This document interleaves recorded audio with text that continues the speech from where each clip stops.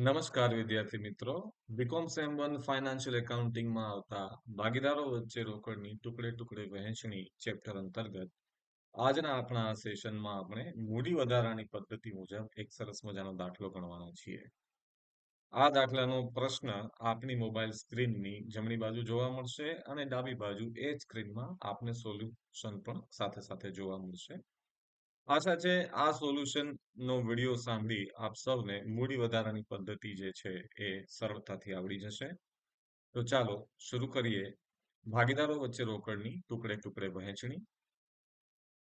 આપ સૌ જોઈ શકો છો આપણે ભાગીદારો વચ્ચે રોકડની ટુકડે ટુકડે વહેંચણી અંગેનો દાખલો આપ સૌની સામે અત્યારે સ્ક્રીન પર રાખેલો છે. અગત્યની બાબતો આપણે હાઇલાઇટ કરતા જઈશું.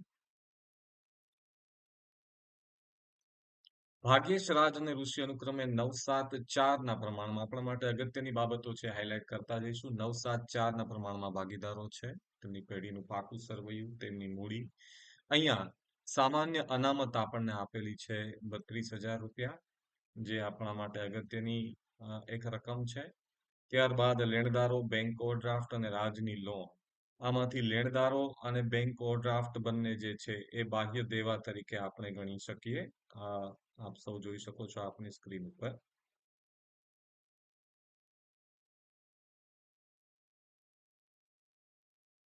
ત્યારબાદ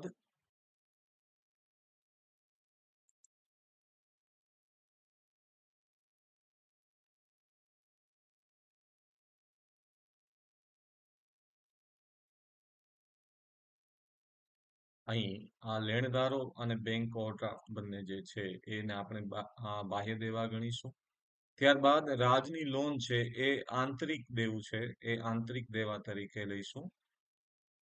આપણી પાસે મિલકતોમાં વિદ્યાર્થી મિત્રો 4 મિલકતો છે અને એક રોકડ છે, જેને આપણે પ્રથમ હપ્તામાં ઉમેરવાની થશે.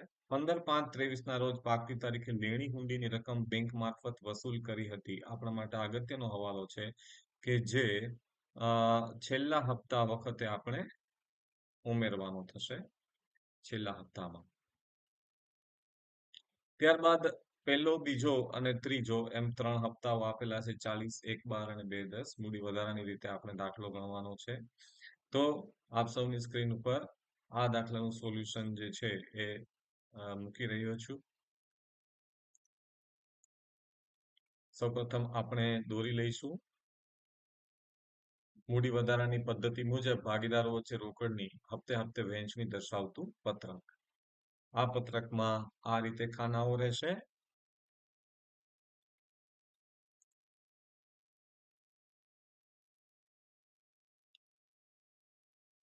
લેણદારો અને બેંક ઓવરડ્રાફ્ટ કે જે બંને અગાઉ વાત કરી એમ બાહ્ય દેવાઓ છે.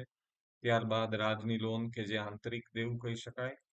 ત્યારબાદ ત્રણેય ભાગીદારોની મૂડી 9, 7, 4 ના પ્રમાણમાં. જે રીતે જે રકમ પાકા સરવૈયામાં આપેલી છે એ જ રીતે એ જ રકમ આપણે અહીંયા પેલી લીટીમાં કુલ જવાબદારીના સ્વરૂપમાં મૂકીશું. અગાઉ વાત કરી હતી એ રીતે આપણા માટે સૌપ્રથમ કોઈ પણ દાખલામાં એ ચેક કરી લેવું જરૂરી છે કે સામાન્ય અનામત અથવા તો નન્નું ખાતાની ઉધાર બાકી મિલકતો બાજુ આપેલી છે કે નહીં. અહીંયા સામાન્ય અનામતની બાકી આપેલી છે. સામાન્ય અનામત જે છે એ ભાગીદારો માટે જ હોય છે, ભાગીદારો વચ્ચે જ વહેંચવાનું હોય છે. તેથી પ્રથમ એ જાણી લીધા બાદ સામાન્ય અનામત જે છે એની રકમ ભાગીદારોની મૂડીમાં આપણે ઉમેરવાની હોય છે.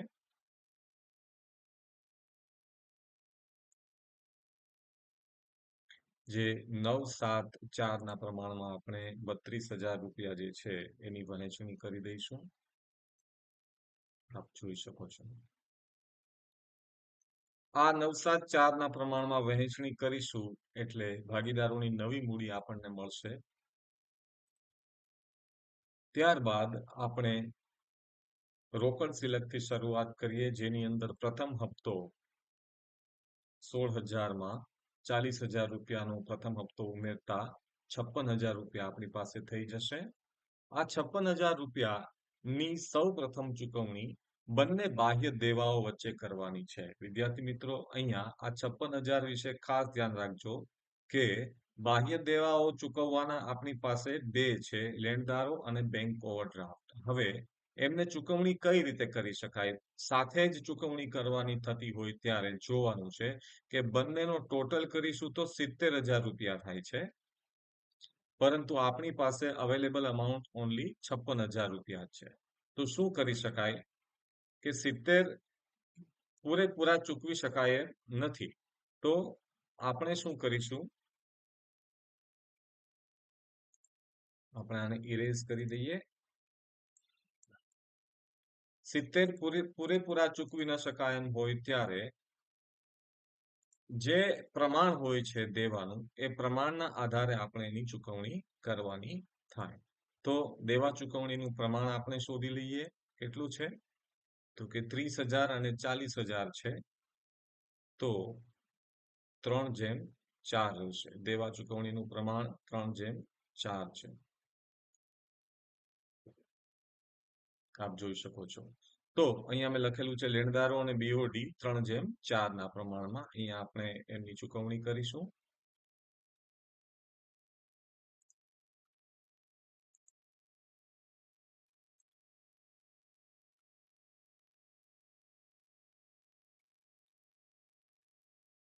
પૂરેપૂરી ચૂકવણી 3:4 માં કરીએ ત્યારે લેણદારોને 24,000 મળશે અને બીઓડીને 32,000 મળશે અને પ્રથમ હપ્તાની કોઈ રકમ આપણી પાસે બાકી રહેશે નહીં. હવે તમે જોઈ શકો છો કે આપણી પાસે 6,000 રૂપિયા લેણદારોના બાકી રહેશે, 8,000 રૂપિયા બીઓડીના બાકી રહેશે, રાજની લોન તેમજ અન્ય ભાગીદારોની મૂડીની બાકી જેમની તેમ રહેશે. આ જે બાકી છે એ પ્રથમ હપ્તા બાદની બાકી ગણાશે. વિદ્યાર્થી મિત્રો, આ એક એવું સ્ટેજ છે કે જ્યાં આપણે અત્યારે પહોંચી શક્યા છીએ. પ્રથમ હપ્તો ચૂકવ્યા બાદ ત્યારે આપણે લખીશું અને હાઇલાઇટ પણ કરી દઈએ છીએ પ્રથમ હપ્તા બાદની બાકી. ત્યારબાદ આપણે લઈએ હવે બીજો હપ્તો. બીજા હપ્તાની રકમ આપણને મળવાની છે 1,12,000 રૂપિયા. આ બીજા હપ્તાની રકમ 1,12,000 માંથી સૌ પ્રથમ આપણે બાહ્ય દેવું જે છે એ તમારી સામે છે. બાહ્ય દેવું અહીંયા 6,000 અને 8,000 રૂપિયા એટલે કુલ 14,000 રૂપિયા ચૂકવવાના થશે. તો આપણે એવું કરીશું કે પેલા લેણદારો અને બીઓડીના 14,000 રૂપિયા પૂરેપૂરા 1,12,000 માંથી ચૂકવી શકીશું. તેથી 1,12,000 માંથી 14,000 રૂપિયા, જેમાંથી 6,000 લેણદારોને અને 8,000 રૂપિયા બીઓડીને ચૂકવી શકાય એમ છે, એ ચૂકવી દઈએ એટલે એમની કોઈ બાકી રહેશે નહીં. પરંતુ 1,12,000 માંથી 14,000 ચૂકવતા આપણી પાસે હજુ 98,000 રૂપિયા બાકી છે. વિદ્યાર્થી મિત્રો, આ 98,000 રૂપિયાની ચૂકવણીમાં હવે ચૂકવણીનો જે બીજો ક્રમ છે, ચૂકવણીનો ક્રમ પણ આપ સૌને અગાઉ જણાવેલો છે એ મુજબ અહીંયા હાઇલાઇટ કરું છું. આપ સૌની ફરી પાછી અભ્યાસ કરવામાં ફરી પાછી અભ્યાસ થઈ જાય એ માટે ચૂકવણીનો ક્રમ લખી દઉં છું.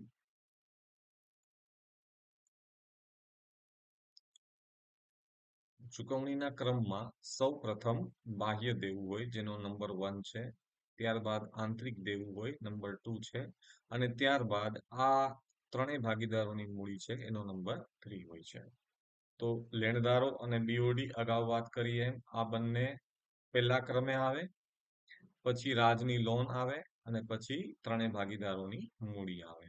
મૂડી વધારાની પદ્ધતિ મુજબ ગણવાનો છે, તેથી આપણે જોઈશું આગળ કે એ ગણતરી કેવી રીતે થાય. હાલ આપણી પાસે પ્રશ્ન છે તે મુજબ 98,000 રૂપિયા આપણી પાસે વધ્યા છે અને હવે ચૂકવણીનો ક્રમ જે છે એ રાજની લોનનો આવે છે. તો આપણે હવે રાજની લોન ચૂકવીશું.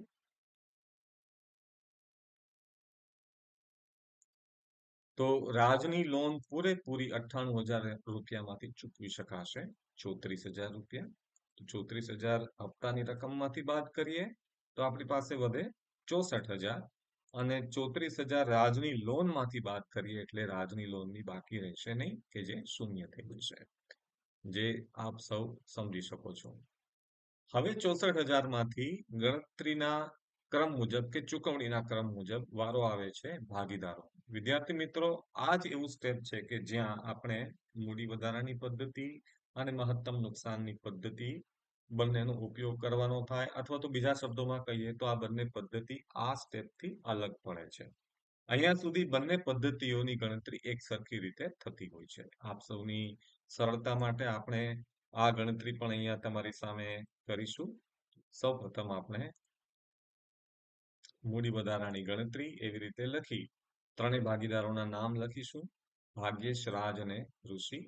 ત્યારબાદ કુલ મૂડી ત્રણેય ભાગીદારોની લખી નાખવાની છે. આ સ્ટેપ આપ સૌ જોઈ લેજો. આ પેલું સ્ટેપ છે કે જેની અંદર કુલ મૂડી ભાગ્યા પ્રમાણ કરવાનું છે. 9, 7 અને 4 નું પ્રમાણ છે. કુલ મૂડી ભાગ્યા પ્રમાણ કરીએ એટલે 1 ભાગે મૂડી આવી જશે. દરેક દાખલામાં આ પહેલું સ્ટેપ જે છે એ આપ સૌએ ફોલો કરવાનું છે. આ પ્રથમ સ્ટેપ છે વિદ્યાર્થી મિત્રો, જેની અંદર આપણે કરવાનું છે કુલ મૂડી એને ભાગ્યા એનું પ્રમાણ. આપ સૌ જોઈ શકો છો અહીંયા કુલ મૂડી ભાગ્યા પ્રમાણ કરીએ ત્યારે આપણી પાસે આ 3 રકમ આવે છે. આ ત્રણેય રકમ અગત્યની છે. આ સ્ટેપ 1 છે. આ પહેલું સ્ટેપ સૌથી અગત્યનું છે. આના આધારે જ આપણે કયા ભાગીદારને કેટલી મૂડી ક્યારે વહેંચણી કરી શકીએ એ નક્કી કરી શકાય છે. તો ચાલો જોઈએ આ 1 ભાગે જે મૂડી આવે છે એનો શું ઉપયોગ છે. વિદ્યાર્થી મિત્રો, હવે આ 3 જે મૂડી આપણી પાસે છે 23,333, 22,000 અને 20,000, એમાંથી સૌથી ઓછી મૂડી જે છે એ આપણે પકડવાની. સૌથી ઓછી મૂડી જે છે એ છે 20,000 રૂપિયા ઋષિની મૂડી છે. સૌથી ઓછી અહીંયા હું રાઉન્ડ કરું છું 20,000 રૂપિયા. તો આ સૌથી ઓછી મૂડી જેની હોય એના આધારે આપણે આગળ ગણતરી વધારવાની. તો આપણે વિગતમાં લખીશું કે ઋષિની મૂડી સૌથી ઓછી છે, તેથી ઋષિની મૂડીના આધારે ભાગ્યેશ અને રાજની મૂડી શોધવાની છે. કેવી રીતે શોધી શકાય? તો હું તમને અહીંયા ગણતરી છે એ હાઇલાઇટ કરીને બતાવું છું. તમારે શું કરવાનું છે? સૌથી ઓછી મૂડી 20,000 એને ગુણ્યા ભાગ્યેશનું પ્રમાણ, 20,000 એને ગુણ્યા રાજનું પ્રમાણ, એટલે 20,000 ગુણ્યા 9 અને 20,000 ગુણ્યા 7 કરવાના છે. એટલે આપણી પાસે આવી જશે 1,80,000 અને 1,40,000. આપ જોઈ શકો છો. અને અહીંયા 0 મૂકવો હોય તો આપણે મૂકી શકાય, અથવા તો કંઈ પણ ના મૂકવું હોય તો પણ ચાલે, કારણ કે સૌથી ઓછી મૂડી છે. ચાલો, હવે આ વિદ્યાર્થી મિત્રો જે આપણે ગણતરી કરી એ આપણું સ્ટેપ નંબર 2 થઈ ગયું. સ્ટેપ નંબર 2 અગત્યનું છે, એના વિશે આપણે વાત હમણાં થોડી વારમાં જ કરવાની છે. હવે સ્ટેપ નંબર 3 માં જવાનું છે આપણે. સ્ટેપ નંબર 3 માં જઈએ ત્યારે આપણે કમ્પેરિઝન ફરી પાછી કરવાની થશે. કોની વચ્ચે? તો કે હવે ઋષિ જે છે એ નીકળી જાય છે અહીંયાથી, બરાબર? એટલે ઋષિ ગણતરીમાંથી નીકળી જશે. હવે તમારે કમ્પેરિઝન કરવાની છે ભાગ્યેશ અને રાજની વચ્ચે. આપની સરળતા માટે હું પેન કલર ચેન્જ કરી દઉં છું, જેથી કરીને આપણે સરળતાથી કમ્પેર કરી શકીએ. ચાલો,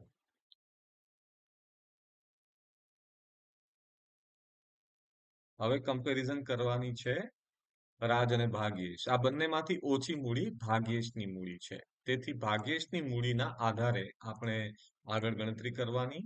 રાજ અને સૌથી ભાગ્યેશ અને રાજમાંથી રાજની મૂડી ઓછી છે, તેથી રાજની મૂડીના આધારે ભાગ્યેશની મૂડી શોધવાની. કેવી રીતે શોધી શકાય? તો સરળતાથી 22,000 ગુણ્યા 9 કરવાના છે. 22,000 ગુણ્યા 9 કરીશું તો કેટલા આવશે? 1,98,000. અને આ 1,98,000 આવી જાય છે વિદ્યાર્થી મિત્રો, એ આપણું સ્ટેપ નંબર 3 બની જાય છે. હવે અહીંયા આ પણ નીકળી જાય છે રાજ અને ઋષિ, માત્ર ને માત્ર ભાગ્યેશ રહે છે. આનો અર્થ શું થાય કે સૌ પ્રથમ ચુકવણી, પહેલી ચુકવણી કરવાની છે ભાગ્યેશને. આનું અર્થઘટન આ થશે. એટલે અર્થઘટન જે છે એ અહીંયા હું આપને તમારી સરળતા માટે લખી દઉં છું. પ્રથમ ચુકવણી કોની અથવા તો કોને? તો એનો જવાબ તમને મળશે તો કે ભાગ્યેશને. પછી કોને એનો જવાબ તો મળી ગયો, પ્રથમ ચુકવણી ભાગ્યેશને કરીશું, પણ કેટલી? પ્રથમ ચુકવણી કેટલી કરવાની? ચુકવણી કેટલી? તો એનો જવાબ પણ અહીંયા છે જ તમારી પાસે વિદ્યાર્થી મિત્રો, કે 1,98,000 સુધી ચૂકવણી કરવાની છે. એનો અર્થ એ થાય કે જ્યાં સુધી ભાગેશની બાકી મૂડી 1,98,000 થઈ જાય ત્યાં સુધી આપણે ભાગેશને ચૂકવણી કરવાની. હવે ભાગેશની મૂડી કેટલી છે જોઈએ. અહીંયા હું લખું છું તમારી સરળતા માટે કે ભાગેશની મૂડી કેટલી છે તો કે 2,10,000. એમાંથી 1,98,000 સુધી જવું હોય તો કેટલી ચૂકવણી કરવી પડે તો કે 12,000 રૂપિયાની. 2,10 માઇનસ 1,98 કરીએ એટલે 12,000. એનો તો બંને જવાબ આપને મળી ગયા. અહીંયા ભાગેશને ચૂકવણી કરવાની એ પ્રથમ જવાબ અને બીજો જવાબ છે એ કેટલી કરવાની તો કે 1,98,000 સુધી. 1,98,000 સુધી જવું હોય તો કેટલી ચૂકવણી કરવી પડે તો કે રૂપિયા 12,000ની. આ 12,000ની ચૂકવણી આપણે અહીંયા લખવું પડશે આપણા પત્રકમાં કે ભાગેશને ચૂકવણી કેટલી 12,000ની અને ભાગેશના ખાનામાં લખીશું 12,000. 64,000 હતા એમાંથી 12,000 ચૂકવાઈ ગયા, આપણી પાસે વધ્યા 52 અને ભાગેશના 2 ને 10 હતા, હવે થઈ ગયા 1,98,000. જો વિદ્યાર્થી મિત્રો આપણી પત્રકની ગણતરી અને આપણી જે મૂડી વધારાની ગણતરી છે એ બંને એકબીજા સાથે સિંક્રોનાઇઝ મેનરમાં ચાલશે. અહીંયા પણ 1,98 છે અને અહીંયા પણ 1,98 આવી ગયા. ઇટ મીન્સ કે આપણું સ્ટેપ 1 છે એ ક્લિયર થઈ ગયું. સોરી, સ્ટેપ 3 છે એ ક્લિયર થઈ ગયું. સ્ટેપ 3 ક્લિયર થઈ જાય પછી આપણે એનાથી એક સ્ટેપ ઉપર જતું રહેવાનું છે. ત્યાં આપણી પાસે ફરી પાછું પ્રશ્ન આવશે. 1,98,000 નું સ્ટેપ ક્લિયર થઈ ગયા પછી આપણી પાસે ફરી પાછો પ્રશ્ન આવે છે. આ પ્રશ્નનો જવાબ આપતા પહેલા આપણે કલર ચેન્જ કરી નાખીએ જેથી કરીને આપણને ખ્યાલ આવે કે અલગ પડે છે શું. તો કે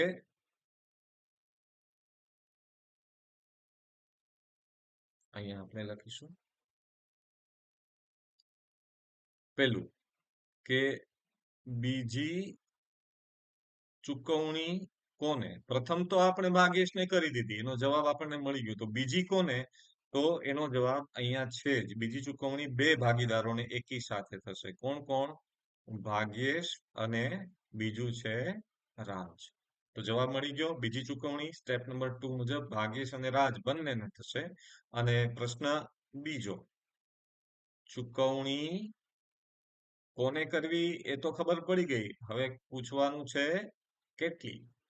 તો એનો જવાબ છે કે ભાગેશની મૂડી 1,80,000 થઈ જાય ત્યાં સુધી અને રાજની મૂડી 1,40,000 થઈ જાય ત્યાં સુધી. વિદ્યાર્થી મિત્રો આપ સૌને જાણ કરી દઉં કે આ ગણતરી આજે હું નીચે લખી રહ્યો છું એ માત્ર ને માત્ર અત્યારે આ વિડીયોના રેફરન્સ માટે છે. આપે એ ગણતરી તમારા દાખલાના સોલ્યુશન તરીકે કરવાની જરૂરિયાત નથી. તમારે માત્ર આ જ ગણતરી જે હું હાઇલાઇટ કરું છું અહીંયા તમને બોક્સમાં બતાવું છું એટલી જ ગણતરી બતાવવાની છે. બરાબર, બાકી બધું આપની સમજણ માટે લખી રહ્યો છું. તો ફરી પાછા આપણા મુખ્ય મુદ્દા ઉપર આવી જઈએ કે જ્યાં સુધી ભાગેશની મૂડી 1,80 અને રાજની મૂડી 1,40 થઈ જાય ત્યાં સુધી આપણે એને ચૂકવણી કરવાની છે.